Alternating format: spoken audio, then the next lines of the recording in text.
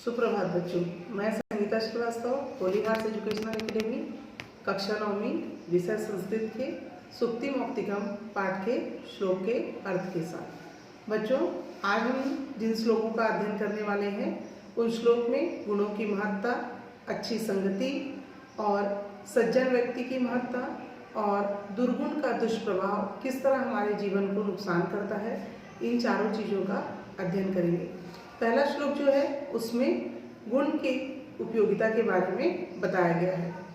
गुणवेव ही प्रयत्न कर्तव्य प्रयत्न पुरुषः सदा गुणयुक्तो दरिद्रो अपि नश्वरे गुणे समः। अर्थात यह श्लोक जो है वृक्ष कटिकम से लिया गया है और इसमें यह बताया गया है कि मनुष्यों को हमेशा गुणों को पाने का प्रयास करना चाहिए, क्योंकि गुण से रहित मनुष्य सबसे बड़ा गरीब होता है और गुणवान गरीब भी गुणहीन अमीर से बड़ा होता है।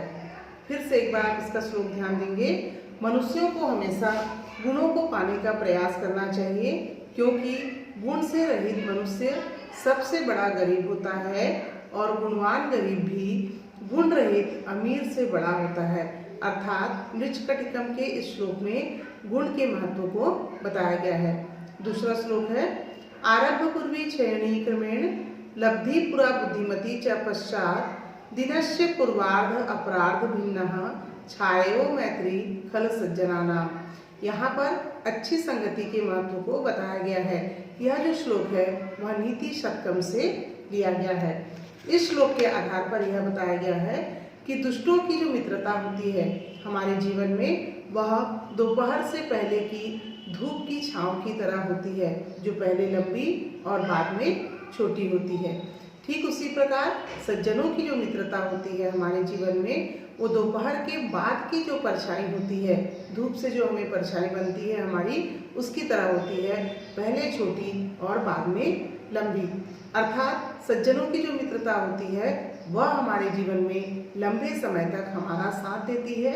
इसलिए हमें जीवन में हमेशा सज्जनों से मित्रता करनी चाहिए। तीसरा श्लोक है बच्चों भावनी विलासा से लिया गया है।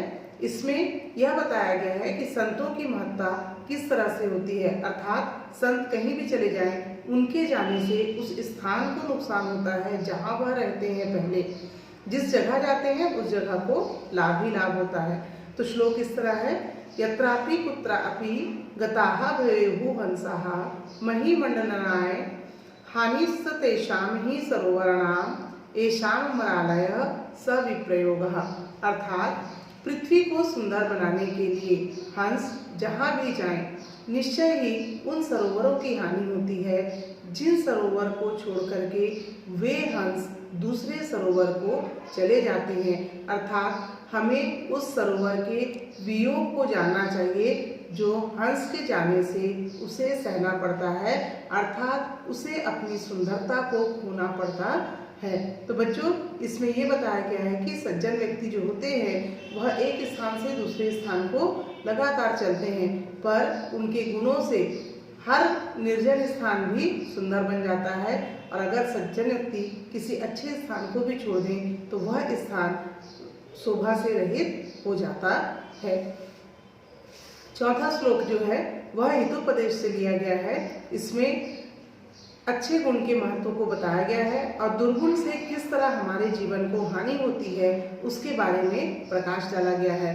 तो बच्चों, श्लोक इस तरह है गुणाः गुण्येषु गुणाः भवन्ति ते निर्गुणं प्राप्य भवन्ति दोषाः आस्वादाय तोयः प्रवहन्ति नदः समुद्रः आसादः भवन्त्यः प्यायः।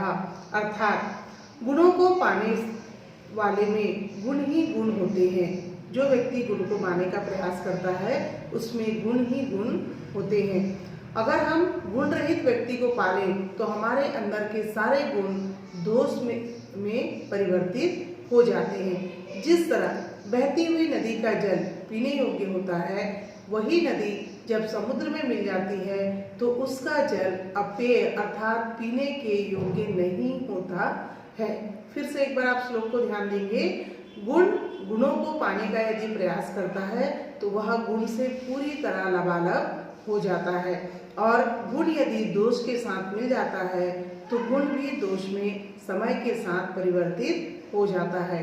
जिस तरह नदी का बहता हुआ जल पीने योग्य होता है और स्वादिष्ट और मीठा होता है, ठीक उसी प्रकार जब वह नदी समुद्र से मिल जाती है तो उसका जल अपेय और खारा हो जाता है। अर्थात हमें हमेशा गुणों को पाने का प्रयास करना चाहिए। तो धन्यवाद बच्चों।